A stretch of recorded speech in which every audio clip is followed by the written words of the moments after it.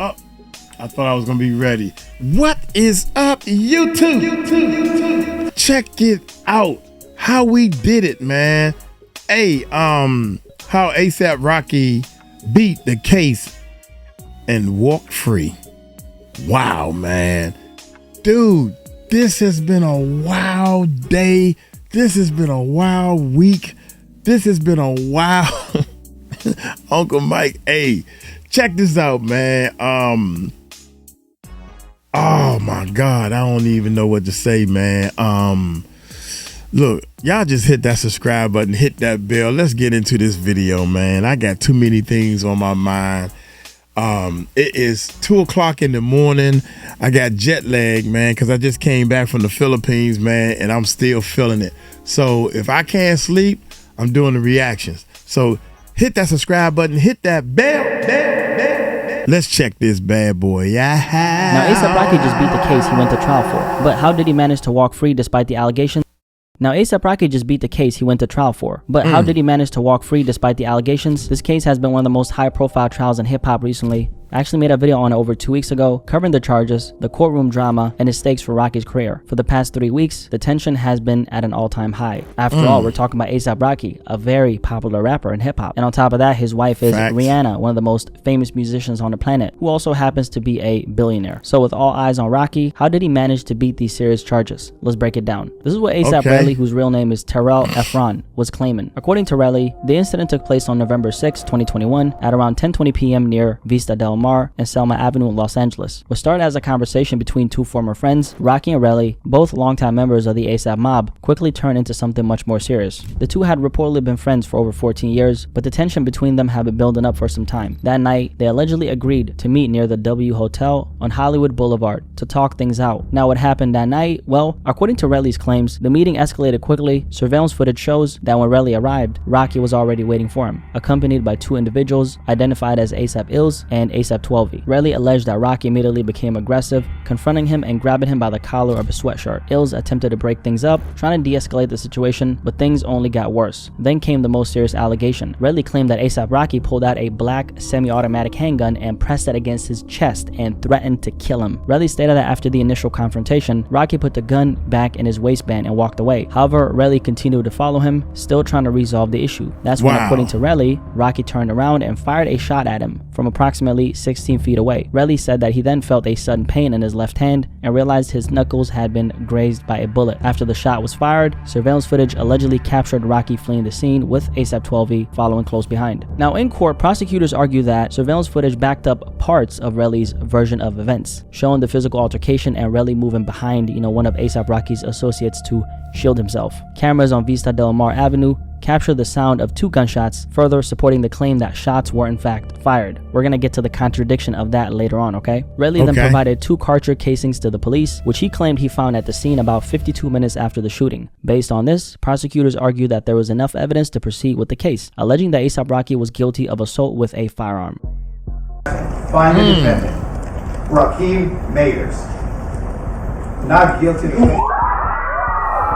So those were the charges that Rocky was up against, okay? And all this was based on ASAP Relly's claims. And this is what made this case so significant, right? Relly's testimony was the prosecution's strongest piece of evidence. In fact, his account of events made up the bulk of their argument against Rocky. With no physical injuries beyond a graze wound and no recovered firearm, the entire case essentially depended on whether or not the jury believed Relly's story. And that's something I wasn't really able to see initially when I dove into the story. But as the trial continued, it was evidently clear that ASAP Relly was a horrible witness. The court essentially saw him as a combative, evasive, and not so credible witness overall. Now, ASAP Rocky's defense tailored their story based on the evidence, which was the following: a grainy video showing that ASAP Rocky appeared to use a firearm, along with audio witness testimony of what sounded like gunshots. However, one of the biggest questions in this trial was the gun itself, or rather the lack of one. Despite the serious nature of the allegations, no firearm was ever recovered, and that became a major point of contention between the prosecution and the defense. The prosecution insisted that a real semi-automatic firearm was used and that ASAP Rocky intentionally fired at 𝗟𝗟 during their altercation. They relied heavily on 𝗟𝗟's testimony, where he in fact claimed that Rocky pointed a gun at him before walking away. When he shouted at Rocky allegedly pulled the gun again and held it in the air. On top of that, a woman testified that she witnessed the shooting from the 7th floor of an apartment building. She said she saw a man fire a gun and then noticed someone go down. However, she wasn't sure if anyone was actually hit, which created some ambiguity in her testimony. And the prosecution, they presented the case as a clear-cut shooting incident, arguing that Rocky fired a real gun at 𝗟𝗟 even though they never presented an actual firearm as evidence. Now, the defense countered this argument by pointing out a major contradiction. If the prosecution was so confident that Rocky used a real gun, then where the hell was the damn gun? Their case relied on a different narrative. 𝗟𝗡𝗡𝗞𝗦, who was with Rocky that night, testified that the gun was a prop from a music video set and that it only fired blanks. Another defense witness also stated that 𝗟𝗟 knew the gun was fake and that the incident had been blown out of proportion. Defense attorneys suggested that 𝗟𝗟 exaggerated the story for financial gain as he was pursuing a civil lawsuit against Rocky. In an unexpected move, Rocky's own lawyer, 𝗟𝗡𝗡𝗞𝗦, admitted that Rocky was in fact the one caught on camera firing shots, but rather than denying it, the defense ended up flipping the argument, saying that the gun was a prop, okay, and not a real firearm, a key distinction that could change how the jury saw the case. At the heart of this trial was one major contradiction, and the defense finessed it to their advantage. The prosecution swore up and down that Rocky used a real gun, claiming that he intentionally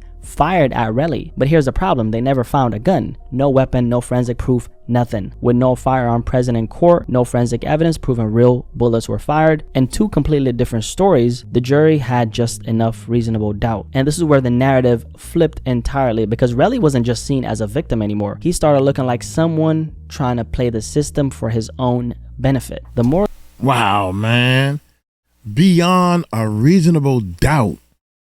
How you gonna? Oh, no gun. Let's keep going. Let's keep going. doubt. And this is where the narrative flipped entirely, because 𝗟𝗟 wasn't just seen as a victim anymore. He started looking like someone trying to play the system for his own benefit. The more the trial progressed, the more his claims started to lose weight. The prosecution had built their entire case around his testimony, but as each day passed, it became crystal clear that words alone weren't enough to convict Rocky, because the gun was never found. The physical proof of a shooting didn't exist. And then the witnesses who confirmed a real firearm was used, that was only 𝗟𝗟, right? And the defense ended up taking full advantage of this. They didn't need to make the jury believe Rocky did nothing wrong. They just had to make them question if the prosecution had truly proven their case, which they hadn't, and it was all based on what one guy said. And that's when they acknowledged that Rocky fired a weapon, but they reframed the entire situation. Instead of denying the event altogether, they painted it as something entirely different than what 𝗟𝗟 claimed. A prop gun, a misunderstanding, an exaggerated accusation made worse by personal motives, specifically 𝗟𝗟's civil lawsuit against Rocky. And at that point, the case wasn't just about whether a shot was fired. It was about whether the jury could be certain that Rocky fired a real gun. And with every unanswered question, that certainly kept slipping away. And the prosecution, they were running out of ground to stand on. Without a weapon, without bullet casings, and without corroborating evidence beyond one man's word, their case had no foundation at all. And by the way, those supposed bullet casings 𝗟𝗟 claimed to have found,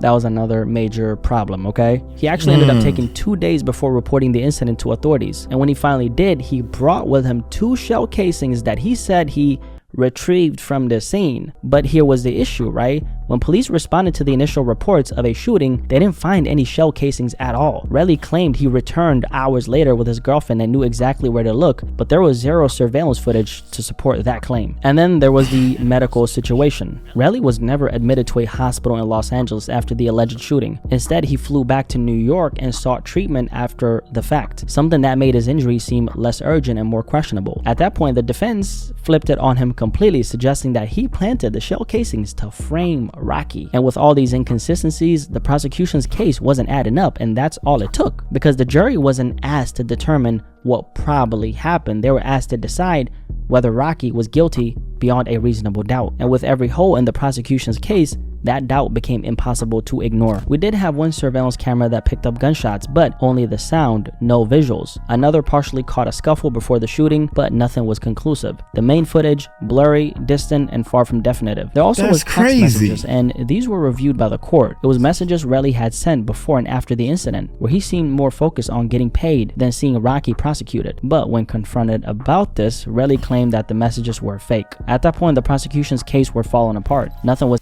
What? How much money I'm gonna get if I get on the stand and lie? No.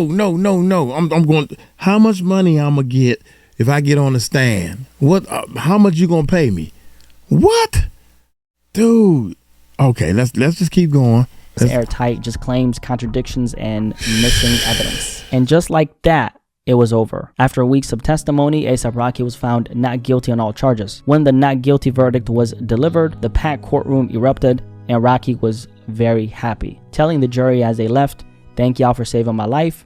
You're making the right decision." From the beginning, the prosecution's case was shaky at best because no gun was ever recovered. No forensics tied Rocky to a real firearm. The only direct witness against him was 𝗟𝗟𝗡, who had a pending lawsuit against him, and when the defense got 𝗟𝗟𝗡 caught up in multiple contradictions, it was a wrap. Even the prosecution seemed to lose faith in their case, throwing in a last-minute plea deal that would have sent Rocky to jail for just 6 months. A weak offer considering they were originally pushing for 20 years. Rocky laughed it off and took his chances in court, and it ended up working for him. With this trial behind him, Rocky's wasted no time moving forward. He's set to drop his first solo album since 2018. He's headlining Rolling Loud and is even starring in a Spike Lee film later this year. Meanwhile, the prosecution was left scrambling, claiming that fame didn't put Rocky above the law, but at the end of the day, the jury simply didn't believe them. I didn't honestly think this was going to be the outcome at first, but looking back, it actually makes sense, right? 𝗟𝗟𝗡 was a terrible witness, like terrible, unreliable, emotional, and completely lacking self-control. At one point, by the way, he even snapped at Rocky's lawyer in court, saying, "You're annoying." Yo, you're annoying, bro. Just come on. We didn't even get to the case. Right. What are we doing here? Are you keeping up? Stop. Are you keeping up with the question? I can't keep up with him. I can't take him serious. No. And just think about that for a second. This is the same guy claiming that Rocky shot him. Instead of keeping his composure, he's lashing out like a little baby in the middle of a serious trial. Oh my because believe it or not, God, when are it comes you to cases like serious? this, credibility matters just as much as evidence. If the jury doesn't believe you, you've already lost. Meanwhile, Rocky, he sat there composed, professional, never letting the accusation shake him. And when you put that next to 𝗟𝗟𝗡 acting out in court like a little baby, it only made the jury's decision even easier. And that's how A$AP Rocky ended up beating the case. Any thoughts on this topic? Don't forget to drop a like on this video for the algorithm, okay? And if you enjoy the great content we're dropping on here, don't forget to join the family by subscribing. Curious to hear what you guys have to say, and I'll catch you guys on the next video. Peace. I'm out. Facts, man. You know what Uncle Mike gonna say about this? Check this out, man. I blame the lawyers. Whoever brought this case to a trial, real talk, on Rocky. They saw dollar signs. Whoever brought this case, the lawyers knew it was a weak case. But if you're going to sit here and try to put this case, you're going to try to put this together as a case, I take your money. Let's go to court. I know we're going to lose, but you're going to pay me. That's what it's all about. I know we're going to lose. And then you got this, you can convince this guy to put this case together thinking he got a chance to win. And you ain't got no real solid evidence. Oh my God, young people, you gotta understand that this is a money driving world. You gotta understand that a lawyer will take your case. I have seen this happen over and over again. I'm a lawyer. I take your case because this is my job. We go to court. We're gonna lose. I know we're going to lose, but I ain't going to say nothing because I need your money and take your case. You see this weak case? Get out of here, man. Look here. I'm going to get on up out of here. Uncle Mike going to get on up out of here. Just because you got yourself a lawyer, facts. Just because you got yourself a lawyer doesn't mean that you're going to win. You got somebody that's going to help take your money away from you. So you got to really, really think about taking somebody to court these days because they're going to take your money. Trust me, I've been down that road before. Y'all take it light, take it slow. Tell them Uncle Mike told you so. Peace out.